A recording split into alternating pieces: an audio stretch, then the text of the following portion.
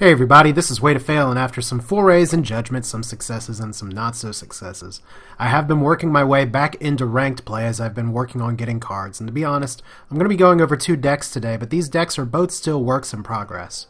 They do okay for me so far, one a little better than the other, but right now I'm still in the process of getting cards, even though it's been weeks since the new patch release and new cards coming out. But still, I just wanted to show you all kind of what I'm playing with if you're bouncing around for deck ideas. And the first one that I play in ranked here is a Growth Decay deck. And you can see that there's some stray cards around, like there's one Blight Bearer, only two Necrogeddons. I'd like to have three. If there's a few changes I'd make in this deck, it'd probably be to take out the Blight Bearer for a third Necrogeddon, and probably to get rid of the Ragged Wolves here, because they're there largely to have some growth. And they're for just a one cost, but probably get rid of the Ragged Wolves because they fit probably the least well in this deck of any of the creatures. And maybe replace them with two Watchers, maybe with three Watchers. I'm not sure whether I want two or three, but Watchers are nice because, in case you're unfamiliar with it, Watchers are a structure that if things die by non-combat damage death effects, Watcher deals damage to a random opponent idle. And considering this deck has a lot of tiny things, the goal is to kind of kill my own creatures and kind of force my opponent to die here. So this is a kind of standard Growth Decay draw deck in a way. You do have Sister of the Fox, which draws one scroll. You have Fertile Soil, which draws three scroll. You have Rat King, which is a late game card in this because you always want to go for Decay first.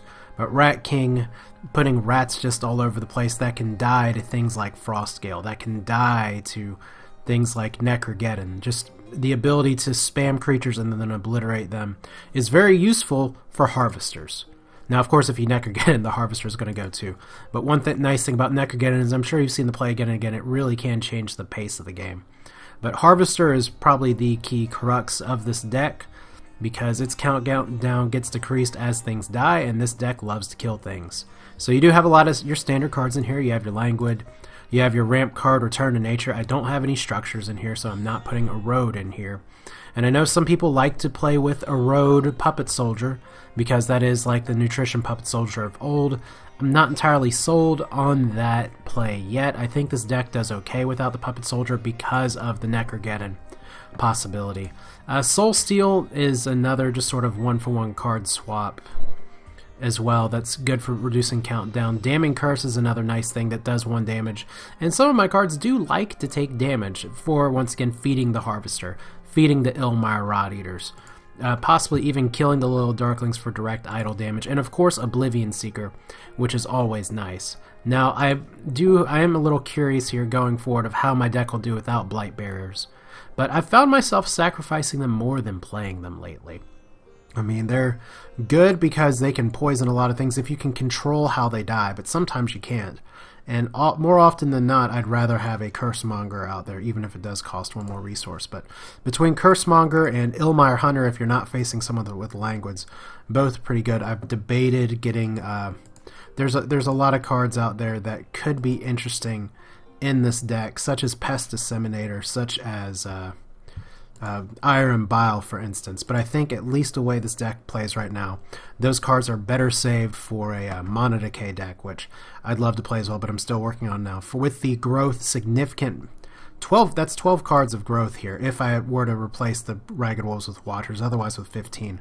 You don't want to get too fancy here. This deck is just a creature spam, kill, draw, draw, draw. But that is a look at this deck. Let me pull up the other deck that I'm using in ranked right now, which is a monogrowth deck. And I've been flipping around with what cards to use in this, and I'll talk about some of my choices and where I'm at right now. But at least as I'm currently playing, this deck is surprisingly similar to one that Blinky posted on YouTube recently. It might have been a day or two ago. But part of the reason is that you do have some key cards in growth that work really, really well. I mean, your key cards in this deck, obviously there's God Hand and Rallying and Crimson Bull, which those are your speed attack cards. Those are your ones that keep your creatures going and going and going and going. Great Wolf is an awesome relentless unit as well, which it'll attack and go through damage here. And then you have your usual wolf support of Ragged Wolves, Mangy Wolves, Brothers of the Wolf, which I'm not finding myself playing Brothers of the Wolf as much as I used to, because of Breakers. I really like Breaker, not so much because of the 3 health. That's kind of its big weakness. It's in burn range. There's a lot of things that can eliminate things with 3 health, and that's why I've heard some debate about maybe I should swap this in with the Sister of the Bear, which is a 4 health unit. And don't get me wrong, Sister of the Bear is effective, but the 3 cost versus 4 cost is key, because I have a number of cards right now that cost 4. Let's see here. 1, 2, 3, 4, 5 different cards that cost 4 cost. I could have just pulled up the stat monitor there. So 4 is kind of crowded and 3 is a nothing, and that does matter in deck building. Obviously there's Skill Quake, which nerf it all to hell apparently, unless you're playing Decay, which I've learned the hard way. You don't always want to Quake Decay. And then Sister of the Owl as well, which is a fantastic card, especially if you can get more than one on the field and get some attacks in. 11 resource Sister of the Owl followed by a rally is a really, really nice devastating thing, especially if you can time your owls to attack first. Otherwise, you have your standards of the Kinfolk Veteran. It's a 3 direct damage to the front of the row, plus a 3/4 creature, so fantastic. Probably under budgeted. I would not actually be opposed to this being 3 health instead of 4 health, or 6 cost instead of 5. But I think if it was 6 cost, it would still kind of have the same fundamental problems of its haste direct damage and a very beefy unit. Kinfolk Brave, one of my favorites here. I don't run Stagheart because enchants have a way of kind of getting things killed, and to be honest, Kinfolk Braves are not too great against energy because there's so many things that can kill them. Not too great against order because there's so much spiky damage. Maybe not in today's meta as much as usual, but still the spiky damage is out there. Not so great against Decay because of Languid, but even with all those counters in mind, it's still a 2/1/2. It's still a 2 cost unit. I really can't find a place to leave this because even if someone does counter the Kinfolk Brave, it's a reaction card. You gotta react to it. So those are kind of your basic standard cards. I don't think I missed anything. You have your usual Rat King because rat spam is fun until you get Thunder Surged. Ragged Wolves are nice, although with seeing a lot of energy lately, I don't really hold on to my Ragged Wolves in my hand like maybe I used to. And then I probably mentioned before, but God Hand, Howl for the Gods, Aru, there we go. That's the enthusiasm you're getting today from me. Now, like I said, this deck is a work in progress too, and I'm still flipping between some cards. I wasn't sure whether I wanted to put an Ancestral Totem, but I found it very useful, especially in mirror matchups, because you're seeing growth on ladder still. Or not ladder, but on rated games still. And that 1 extra attack's really nice to drop down, especially as kind of a surprise. Here is this Ancestral Totem dropping when everything's about to attack. But even then, having that 1 extra damage is fantastic for the creatures. So right now, I think I had some Sisters of the Bear in here before and swapped in the Ancestral Totem. I've been really happy with that change. And then on the other hand, you get another card that I'm a little iffy about, and that's Frostgale. And the reason I really like Frostgale in my Decay Growth deck is because it damages my own units too, and my deck synergizes with that. Here, as I'm playing this game, it's like Frostgale, it's good when it's in there because sometimes you just need that 1 extra direct damage for things you can't always reach. But I'm not finding myself using it too often just because it sometimes will hurt my units. And when I have out here, what it just boils down to, and I know I'm stuttering a little bit, is that this deck doesn't play nearly as nicely with getting itself hurt, especially with things like Breaker being fragile, especially with things like Sister of the Owl. Sometimes I want my owls to attack instead of getting whipped in the shape. So it's in there for now. Let me see here. There's some other cards that I was thinking of putting back in. Right now I have Druid Burial Ground out. Although it's a good survivability card, this deck relies more so on spamming creatures, trying to really win by turn 15. Really kind of the old staple growth style. So that's kind of the plan there, of just getting things out as much as possible. I've debated getting more Fierce Tactics and trying to put that in. Now that I know, based on those of you that watched my Judgment series, that yes, this is only melee creatures. Well, guess what? These are all melee creatures. But by the same token, a Fierce Tactics, Rallying, Crimson Bull, that's an 11 resource move. That is a late game play. So not always a lot to think about with that. Probably the card that I'm most debating swapping in for Frostgales is the Kinfolk Jarl. And that kind of does upset my pacing a little bit because that would be a 7 growth unit instead of just another 2.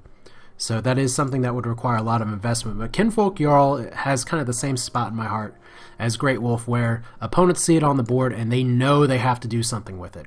Relentless is great. Inspiring Attack is a thing that excuse me, is a new ability post-patch that when the Jarl comes into play, everybody else gets a +1 to their attack, which is nice. I'll be honest, I've been doing some paper napkin just deck building with it. I have not tested the Jarls in for Frost Scales, but I'll probably do that in a little while and see how that works.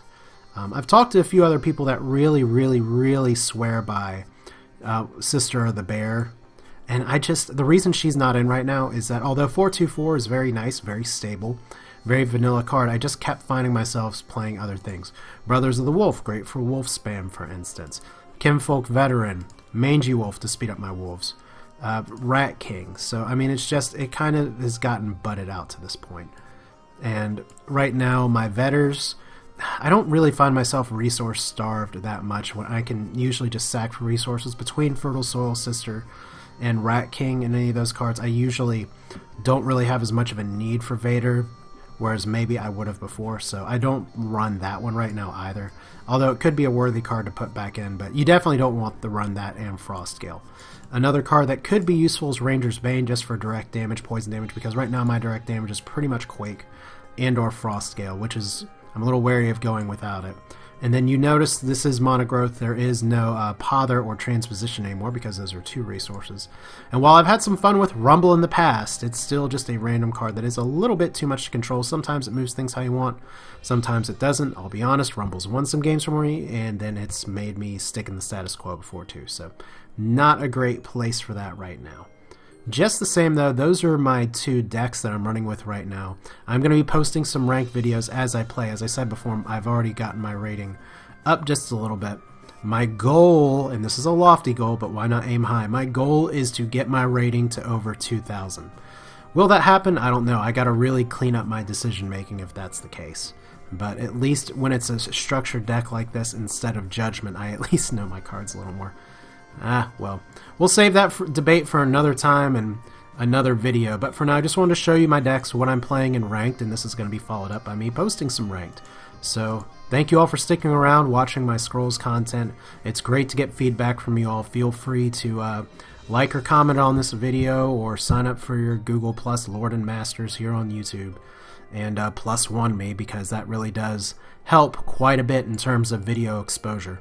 But hey, that's it for now. This is Way to Fail with Scrolls. We're going to be playing some Ranked here in a little bit. See you next time.